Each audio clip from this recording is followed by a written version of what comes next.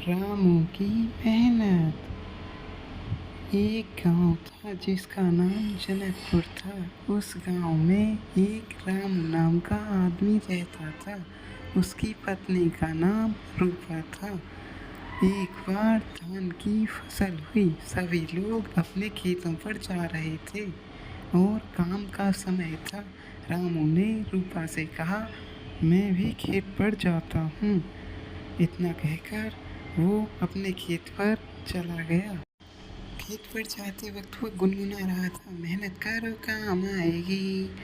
इतने में वो खेत पर पहुंच जाता है और कुछ देर काम करने लगता है। तभी वहां पर धनिया जमींदार और उसका आदमी बाबूलाल आते हैं।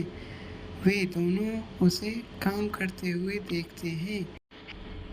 तभी बाबूलाल कहता है, मालिक ये रामू है, ये बहुत मेहनत करता है और इसकी फसल भी काफ़ी अच्छी होती है। इस बार इसने 8 बोरियां निकाली थी। तभी बाबूलाल उसे बुलाने जाता है कि तुम्हें जमींदार साहब बुला रहे हैं। मुझे? क्यों? वो तुम्हारी फसल को खरीदना चाहते हैं। अरे वाह! फिर जमींदार उससे कहता है, मैं तुम्हारी फसल को बाजार से ज़्यादा दामों में खरीदूंगा। ठीक है जमींदार साहब। जमींदार कहता है, मैं तुम्हारे लिए 3 आदमी भेज दूंगा। वो तुम्हारी सारी फसल को इकट्ठा करा देंगे और उसके बाद तुम मुझे बेच देना। इतने में जमींदार वहाँ से चला जाता है। रामू खेत में काम कर रहा होता है। तभी उसकी पत्नी रूपा वहाँ आती है। सुनिए जी, खाना खा लीजिए, मैं आपके लिए लेकर आई हूँ कुछ। रामू तभी उसके पास आता है और उससे बोलता है, तुम्हें पता है जमींदार साहब यहाँ पे आए थे और वो मेरी फसल खरीदना चाहते हैं, वो भी बाजार से अधिक दामों पर। यह सुनकर उसकी पत्नी बहुत खुश होती है। वो कहती है, अब हमारे दिन बदलने वाले हैं। सही कहा। उसके बाद वे दोनों घर की ओर चले जाते हैं। घर पहुंचकर रामू सो जाता है। जब वह जगता है तो बाहर आंगन से सब्जियां तोड़ता है। वह कहता है, मैं इन्हें बेचने के लिए जाता हूँ। हाँ जाइए, लेकिन टाइम से आ जाना। उसके बाद रामू बाजार में उन्हें बेचता है और शाम को घर आ रहा होता है कि दुकान पे पहुंचता है और दुकानदार से पूछता है, मछलियाँ कैसे दी? वो कहता है, 100 रुपये में दोनों ले लो। वह मछलियाँ ले लेता है और सोचता है, आज तो रूपा से पकोड़े बनवाऊंगा। यह सोचते हुए वह घर पहुंच जाता है। रूपा, ओ रूपा, देखो मैं मछलियाँ लाया हूँ, इनके पकोड़े बना दो। ठीक है, मैं बना देती हूँ, आज पकोड़े खाएंगे। उसके बाद वह पकोड़े बना देती है। रामू कहता है, अरे वाह, मज़ा ही आ गया इनको खाकर, मन को संतुष्टि मिल गई। उसके बाद एक दिन वह खेत पे जाता है। फसल बड़ी हो चुकी होती है। मैं खेत पे जा रहा हूँ, फसल बड़ी हो चुकी है, उसे काटना है।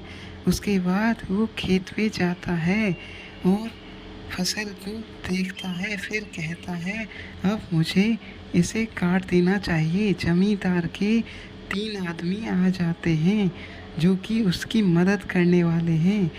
वो सभी कहते हैं, चलो जल्दी से इस काम को ख़त्म कर देते हैं।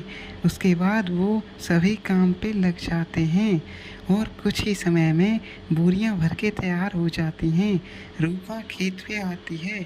अरे इतनी जल्दी काम पूरा भी हो गया। देखो रूपा, मैं इस काम में 2 दिन लगा रहता था, लेकिन इतने लोगों ने एक ही टाइम में कर दिया। उसके बाद वे लोग उन बोरियों को लेकर घर चले जाते हैं। वो कहते हैं, चलो जमींदार जी से बोलते हैं काम हो गया। उसके बाद वे चले जाते हैं। रामू बहुत खुश होता है, उन बोरियों को अंदर रख देता है। रात को चोर वहाँ पे आते हैं और बातें करते हैं। आज हमें ये सब यहाँ से ले जाना ही होगा। अगर खाली हाथ गए तो हमारे लग जाएंगे। वो चुपके से सभी बोरियों को ले जाते हैं। सुबह होने पर रूपा अपने पति से कहती है, सुनिए जी, सुनिए, बोरियां वहाँ पे नहीं हैं। गोदाम से सारी बोरियां चोरी हो गई हैं। देख लो आप जाके। अरे ऐसे कैसे हो सकता है? मैं क्या झूठ बोलूँगी? तभी दोनों देखने जाते हैं। हे भगवान, यह क्या हो गया? अब मैं जमींदार से क्या कहूँगा? वो समझेंगे कि मैं उन्हें फसल बेचना नहीं चाहता। हे भगवान। इसी बात पर दोनों परेशान होकर घर के बाहर बैठे रहते हैं। बाबूलाल वहाँ पे तभी आता है, कहता है, रामू सारी बोरियां तैयार हैं ना? जमींदार जी ने बोला है। अरे भाई क्या बताऊं, कल मेरे घर पे चोरी हो गई। अरे रामू ये कैसे हो गया? जमींदार जी तो बहुत गुस्सा करेंगे, तुम्हें पता है ना वो कितने गुस्से वाले हैं। तभी दोनों जमींदार के पास जाते हैं। जमींदार कहता है, रामू अकेले ही आ गए? बोरियां कहाँ हैं? अरे जमींदार जी मेरी सारी बोरियां चोरी हो गई, कुछ भी नहीं बचा। अब मैं आपको कहाँ से दूँ? अरे रामू ये कैसे हो सकता है? नहीं जमींदार जी मैं सच कह रहा हूँ, मेरी सारी बोरियां चोरी हो गई। अब मैं क्या कर सकता हूँ? अगर ये बात झूठ निकली तो मैं तुमसे कभी भी कोई फसल नहीं खरीदूँगा। रामू अपने घर चला जाता है और वो दोनों बहुत परेशान होते हैं। अब रामू रोज़ाना सब्जियां बेचा करता और उसी से उनका मुश्किल से खर्चा निकल पा रहा था। रामू की पत्नी कहती है, सुनिए जी ऐसे हम कब तक करेंगे? हमारे घर का खर्चा मुश्किल से चल रहा है। हमें कुछ और सोचना चाहिए जिससे कि हमारी आमदनी हो सके। सब्जियां बेचने के अलावा हमें कुछ अलग व्यापार सोचना चाहिए जिससे पैसे आ सकें। रामू कहता है, हाँ सही कहा, हमें कुछ तो करना ही पड़ेगा। वह कहता है, भाग्यवान आचार। आचार? मैं आचार लगती हूँ आपको? मैं तो आपके लिए कितना मेहनत करती हूँ। अरे मैं तुम्हारी नहीं कह रहा। मुझे विचार आया कि हम आचार का बिजनेस स्टार्ट कर सकते हैं और आचार बहुत ही तुम अच्छा बनाती हो। क्या सच में इतना अच्छा अचार बनाती हूँ? अरे हाँ, वो अंग्रेजी में क्या कहते हैं? Very good, very nice. अरे आप कब से अंग्रेजी बोलने लगे? वो तो मुझे बहुत पुराने समय से आते। How are you? I am good. अरे आप तो बहुत अच्छी अंग्रेजी बोल लेते हैं। अब रूपा अचार बनाने का काम शुरू कर देती है और डिब्बों में बहुत सारे अचार बना के रख देती है। रामू साइकिल पे उस अचार को लेकर जाता है और एक घर के बाहर जाके रुकता है। अरे भाई क्या हुआ? आज यहाँ कैसे? अरे बहन, अचार बेचने का काम शुरू किया है, तुम अचार लेती हो क्या? अरे दिखाओ तो कैसा है, ज़रूर लेंगे। वो उसे खाने के लिए देता है। वो कहती है, बहुत ही अच्छा अचार है, 1 किलो दे दो। वह उसे 1 किलो दे देता है। कहता है, 150 रुपये का है, रुको अभी लाती हूँ। वो अंदर जाती है और 150 रुपये उसे लाकर दे देती है। उसके बाद रामू दूसरे घर पे जाता है। अरे कोई है क्या? क्या हुआ रामू भाई, आज यहाँ कैसे आना हुआ और काम धंधा कैसा चल रहा है? अरे भाई अचार का काम शुरू किया था, तुम बाहर से अचार लेते हो क्या? हाँ, तो मेरा अचार लेना चाहोगे? हाँ खिलाकर दिखाओ, बिल्कुल लूँगा। वो खाकर देखता है, अरे वाह ये तो बहुत ही स्वादिष्ट अचार है, मेरे लिए 2 किलो दे दो। कौन बनाता है ये अचार? तुम्हारी भाभी बनाती है। अरे वाह बहुत ही अच्छा अचार है, मेरे लिए 2 किलो कर दो। धन्यवाद भाई, मैं अभी तुम्हारा अचार देता हूँ। धीमे धीमे उसका सारा अचार बिक जाता है। उसके बाद वो अपने घर लौट जाता है। कहता है, रूपा, हाँ क्या हुआ? कुछ लोगों को पसंद आया मेरा अचार, कुछ को तो नहीं आया। अरे ऐसा हुआ? ये तो बहुत दुखी की बात है। कुछ को नहीं बल्कि सभी लोगों ने तुम्हारा अचार खरीद लिया। यह सुनकर वे दोनों बाहर जाते हैं और टोकरी को देखकर बहुत खुश होते हैं। अरे आज तो सारा अचार बिक गया। रामू कहता है, अब से तुम और भी ज़्यादा अचार बनाना और मैं बेचने जाऊँगा। हाँ आप सही कह रहे हैं, मैं इस हफ्ते अचार बना लेती हूँ और तब तक आप सब्जियाँ बेचने जाया करो और घर में पैसे भी आ जाएंगे। हाँ सही कह रही हो, अब से मैं सब्जी बेचने जाया करूँगा। हमारा ये विचार बहुत ही अच्छा रहा और अचार का व्यापार बहुत ही ज़्यादा चलेगा। अब से आप और गाँव में भी जाया करो। हाँ अब से मैं दूसरे गाँव में भी जाके तुम्हारे अचार को बेचूँगा। अब रूपा बहुत सारा अचार बनाने लगती है और रामू उसे साइकिल पर लेकर निकल जाता है बेचने के लिए। वह गांव-गांव जाकर अचार बेचता है और सभी लोग उसके अचार को खूब पसंद करते हैं। वह दूसरे गांव जाकर भी अचार को बेचता और ऐसे ही कुछ दिनों बाद उसने एक अपनी अचार की दुकान खोल ली। सभी लोग वहाँ पे आया करते और वहाँ से अचार खरीदते थे। एक दिन जमींदार उसकी दुकान पे आया। रामू, तुम बहुत ही अच्छा अचार बनाते हो, मैंने बहुत सुना है इस दुकान के बारे में, हमें भी चखाओ ना, कैसा है तुम्हारा अचार? ये लो जमींदार जी।